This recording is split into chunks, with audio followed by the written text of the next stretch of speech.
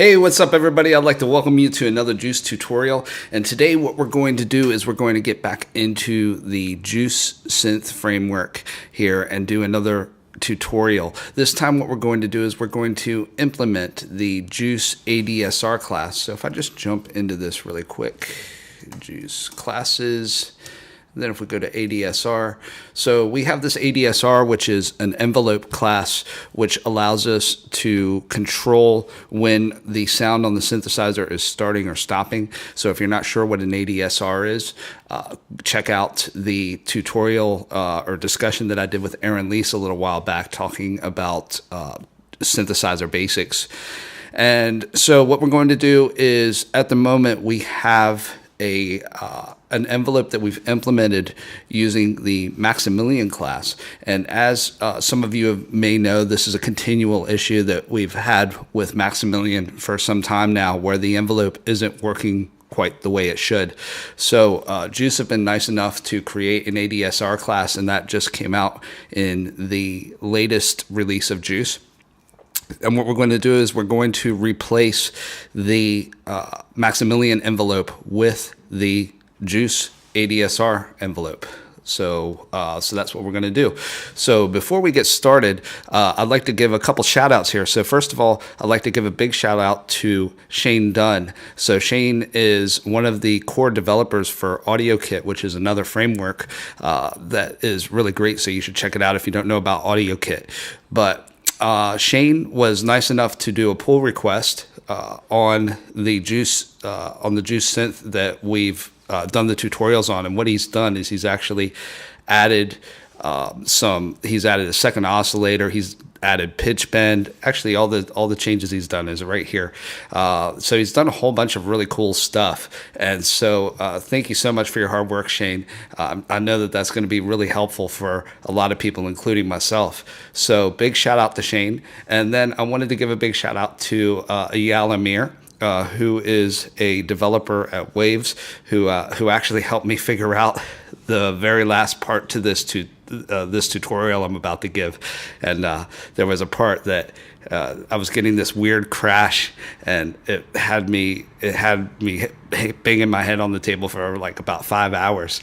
And he finally helped me just kind of get my head around what the problem was, and I'll show you a little bit more about that later. So what we're going to do, I've already cloned the latest update from Shane. So what we're going to do is we're just going to go here into the producer, and I'm just going to hit this reload here. And first thing I'm going to do, I want to build for VST3 here. So what I could do is I could just go to the settings here in the Juice, in my producer, and I can go into plugin formats.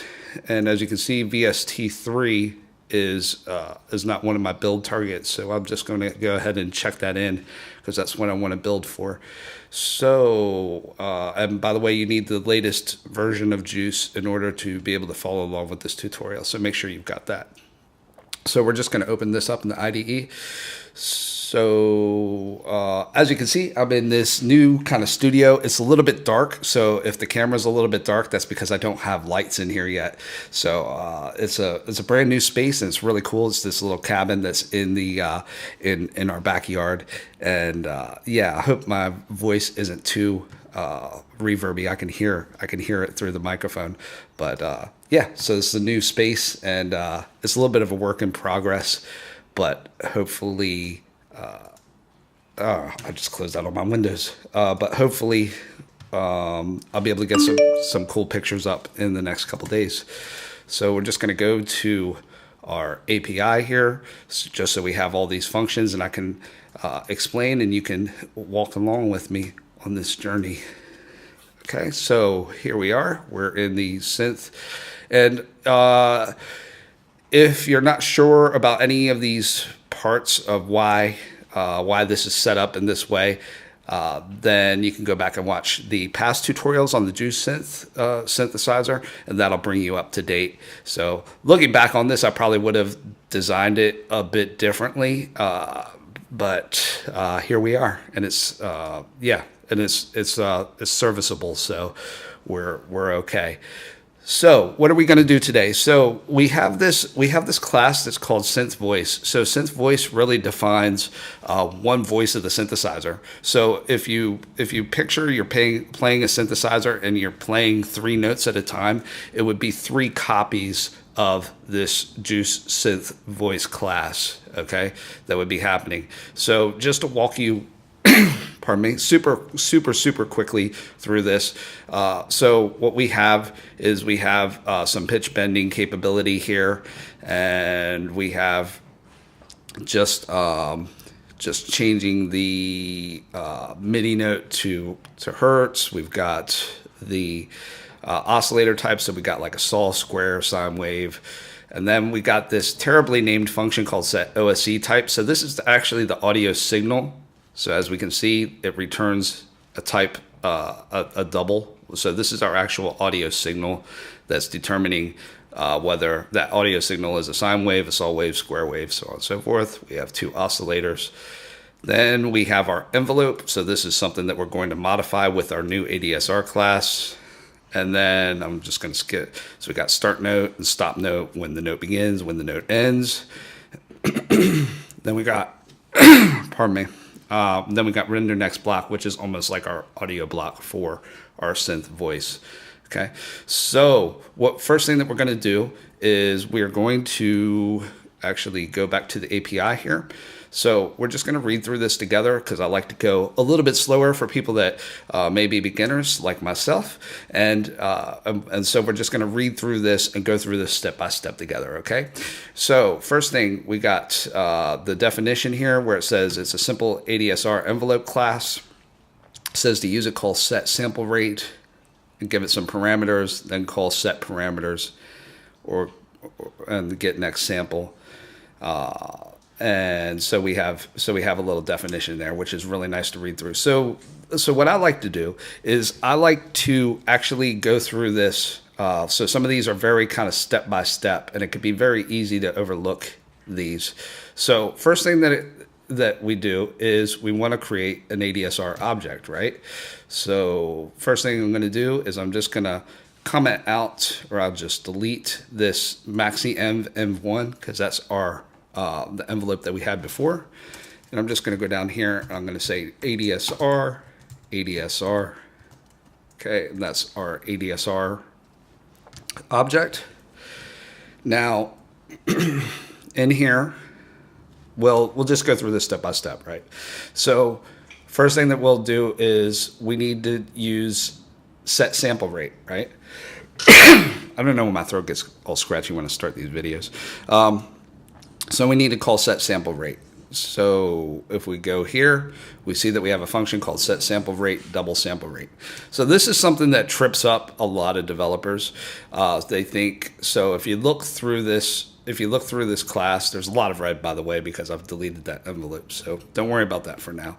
If you look through this class, you can see that if we look for a place where we can get the sample rate, there's no place where there's a sample rate, right? So how do we get the sample rate into some function called set sample rate? So what we can do is we can actually just do this, right? We can just go here and we can just create a function, and we'll just call it void set ADSR sample rate.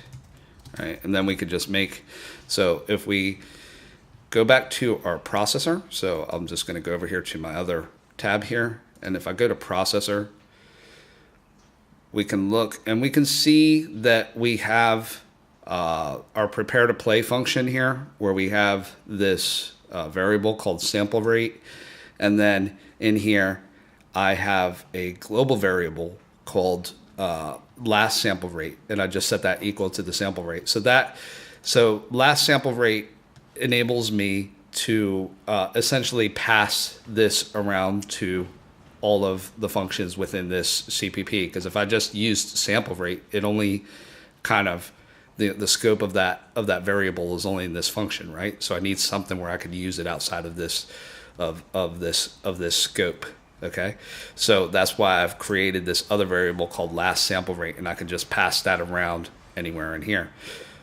So going back to our synth voice, so we can see that sample rate is a type double. So I could just say ADSR sample rate, and I could do double sample rate. And then in here, I'll just say ADSR, which is the name of our object, our ADSR object. And then I could do set sample rate. And then I'll just put that in there. Right? And so that's how we pass that into our ADSR object. Okay? So that's good to go for now. So it says give it some parameters with set parameters. Okay, so let's walk through this together. So we have a function here called set parameters, and then we have this this type called parameters. Now what's parameters? So let's just look into this.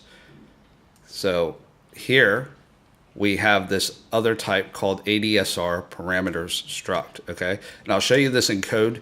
I'm just walking through this just to show people that just kind of how this is built, okay? Because this will help you get a better understanding of what you need to do in scenarios like this. So I've just command clicked just to go into the ADSR class itself here. So this is the Juce ADSR class. So we see that we have a class called ADSR, and then in here we have this struct. Struct is essentially the same as a class, more or less. Okay. So the question could be, well, how do I access attack in parameters in ADSR, right?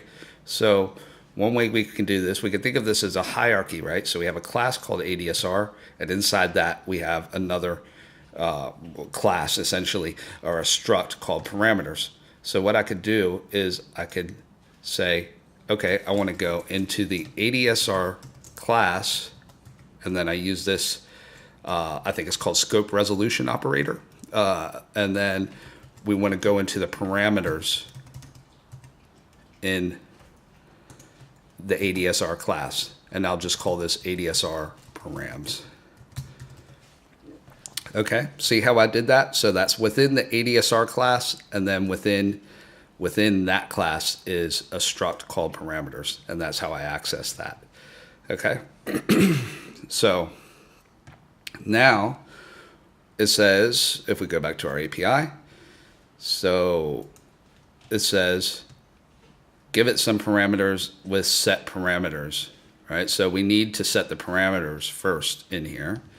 So now we got ADSR, as you saw in the struct, we got ADSR, we got parameters, and now we need to go into attack, right? And we need to be able to set that. Now that returns a float, so that means that if I want to change that, I have to give it another float, right?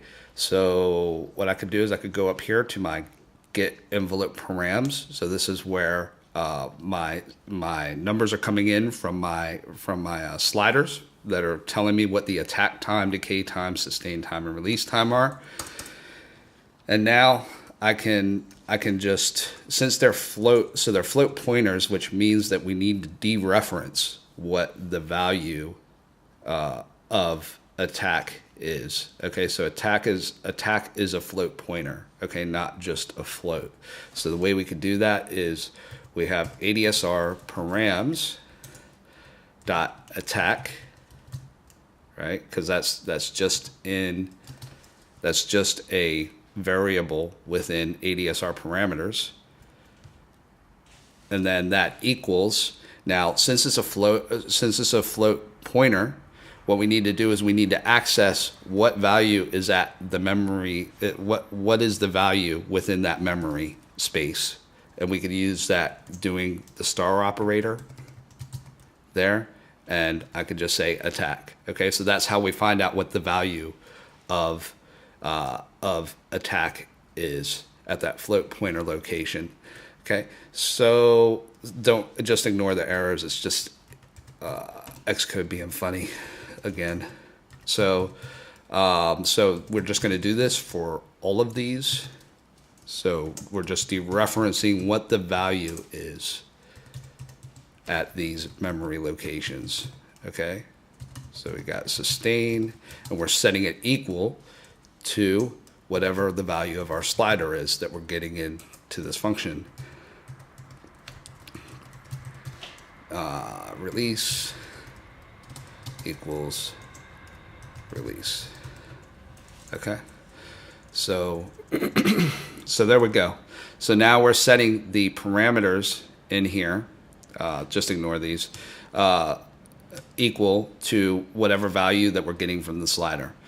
So now I'm just going to comment this out for now. I think I could just get rid of this actually.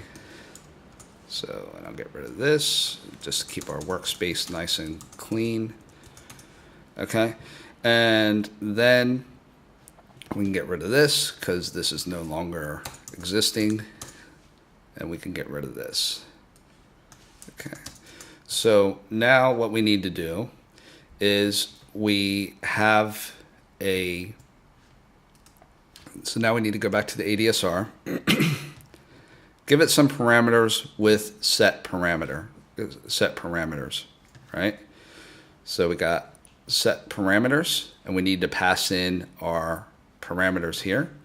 Okay, so we can just do that in our process block, because we're going to want to get, because if the person, so you have this render next block that's getting called in the processor audio block, and that's getting called constantly, right, at audio rate. So what we need to do is, if the user changes the dial quickly, then what we need to do is we need to keep track of any sort of changes that are happening in the UI. And so what we could do is we could call that here. I'm not sure if it'd be better to call it here or to call it in every render next block call. I'm just going to do that. I'm going to do it outside this for loop because we don't need to do it every single sample, do we?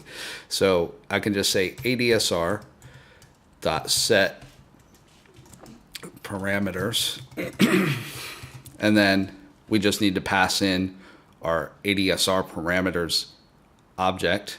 Okay, so we call this ADSR params, like so. So now we're getting an error here because we have this function called set envelope that doesn't exist anymore. So we can get rid of that. So now what do we need to do? So now we need to go back up, and we need to find our audio signal, okay, which is this function here called set osc type. Once again, badly named because I did this about a year ago. So we can now do set osc type, which is our audio signal. And then, I don't know why it's saying that, but this is supposed to be multiplied. So now what we need to do is we need to actually go back to our API here, and we can do, so if we go here, we can say, we can use this function called get next sample. Okay, returns the next sample for the ADSR object.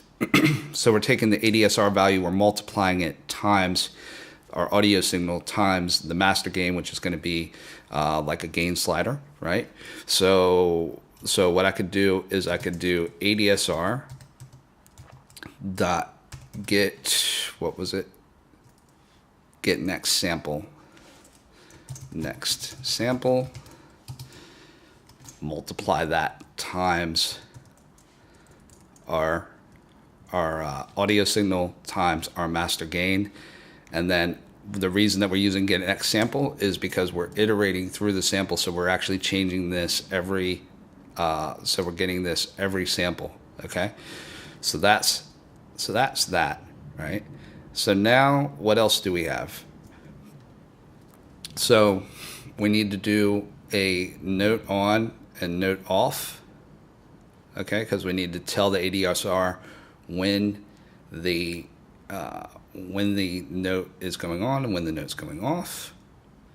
Okay, so we got these functions called start note and stop note, and we could just pop them in here. Note on, and then here we'll just do ADSR note off. Okay. And what else do we need to do? Okay, so we're getting some sort of weird error there. ADSR.getNextSample is a function, so we just need to have our little brackets here. So I think we're okay, even though this is just acting weird. So I think that's fine. So now what we need to do is we need to call ADSR. So we need to set the sample rate before we do any of this, right? So this is where I kind of ran into a whole bunch of problems. So I thought set sample rate, cool. So what I could do is I could say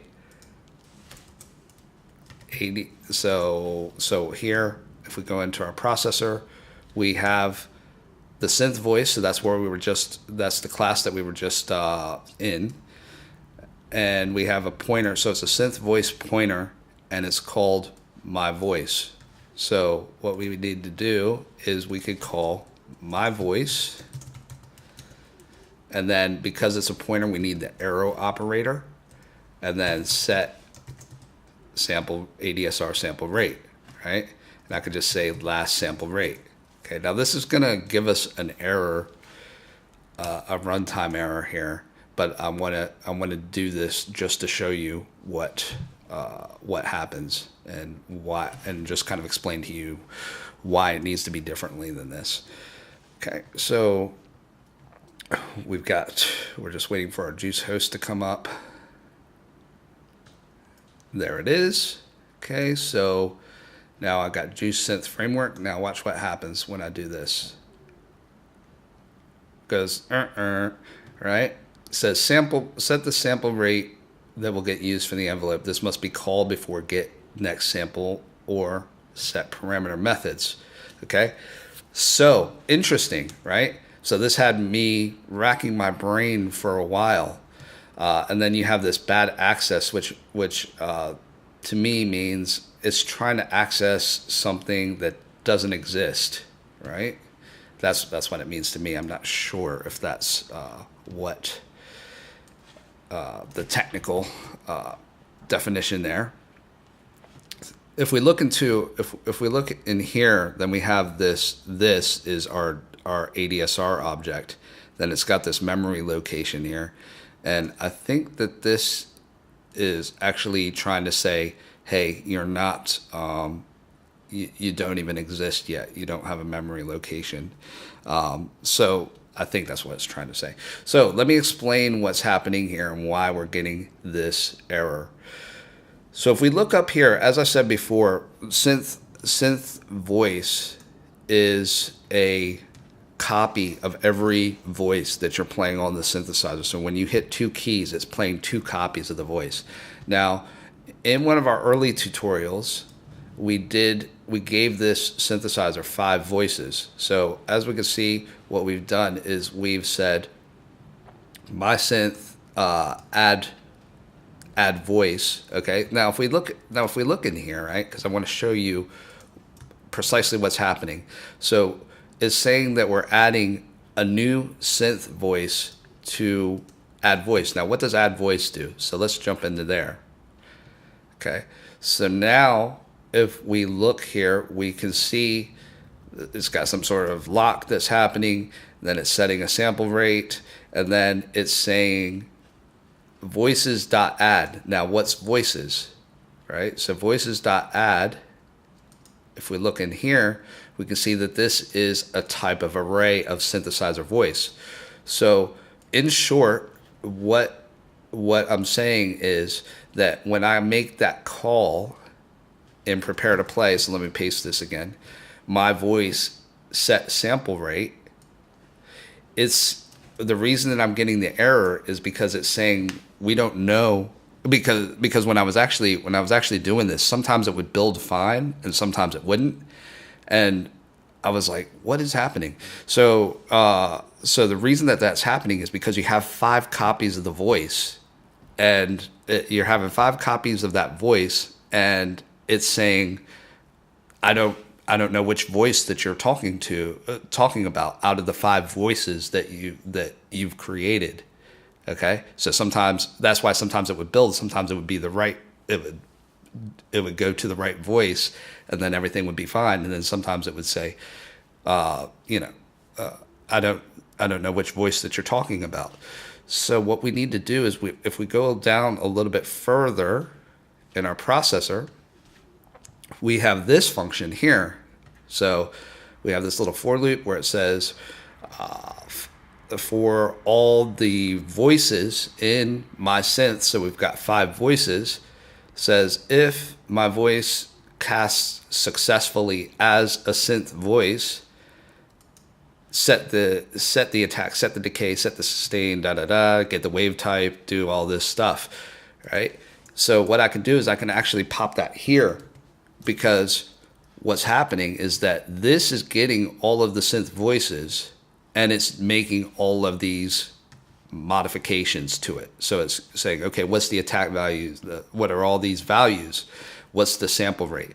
And that's why this needs to go in here rather than in prepare to play. So I hope that that makes it clearer for you. Okay, there's one other thing that I need to fix. Okay, and I'm not gonna, I could build and show you an error, kind of error or a way that this could be improved, but I'm just going to show you here rather than go through that. So if we go into our ADSR class, we can see that in the struct it says attack time in seconds. Okay, so the problem is that the ADSR object that we had with using the Maximilian class was in milliseconds. So what we need to do is we need to change our sliders and change our processor value tree to reflect seconds rather than milliseconds. Okay, so going into the envelope class, I'm looking at attack slider. So these are the values that I'm getting from attack slider, and we can see that it's set between 0.1 and 5,000. Okay, so if it's all the way up and we do that now, it's going to take 5,000 seconds for our sound to actually start the attack phase. That's not what we want. We want 5 seconds, right? So we're going to do that. We're going to do this with decay. I'm going to change this to 0.1. Okay, and then I'm just going to change this to 0.8, I guess. So this is 0.0, which is fine. This is 0.8. This is 0.1. And once again, we got 5,000. And we can just change that to 5. By the way, some of these, I'm actually just going to change this to 0.1. Some of these, you don't want them to be 0 or the ADSR won't work properly and it'll probably blow up on you. So don't do that. So we've done that here. So now we just need to make sure that that's reflected in our parameters here. So our attack, decay, sustain, release. So this is getting the values that are coming from our slider and it's putting them into our processor. So we just need to make sure that those changes are reflected here. Okay, so I'm just going to go here. We got the minimum value, which is going to be 0.1. And then I can just make this 0.8 as I did in the other part. I'm just going to make this 0.1. And then I'm going to change this to 5 rather than 5,000. And now we should be good to go. Okay, so I think we should be good to go now. So now I'm gonna go here and see. So we got build succeeded, so that's fine. And now I can do the synth. It builds fine.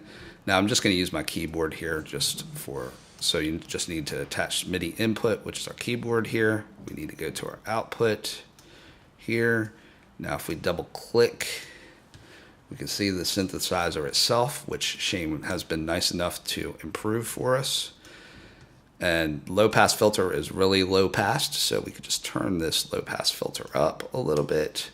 And let's see what happens. Oh, that's very loud. So I'm just going to turn that down a bit. So that's fine. We can see that it's a square wave and oscillator 1. So now let's try to turn up the release a little bit.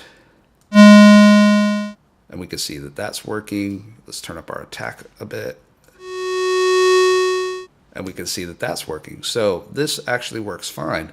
So that's really it. That's the end of this tutorial. Yeah. Yeah. Once again, be sure to make sure that you watch that set sample rate function. That could be a little bit tricky. Took me a little while to get my head around. So I hope that you like this tutorial. Be sure to give it a like and subscribe and all that business if you like the tutorial. And I will see you next time.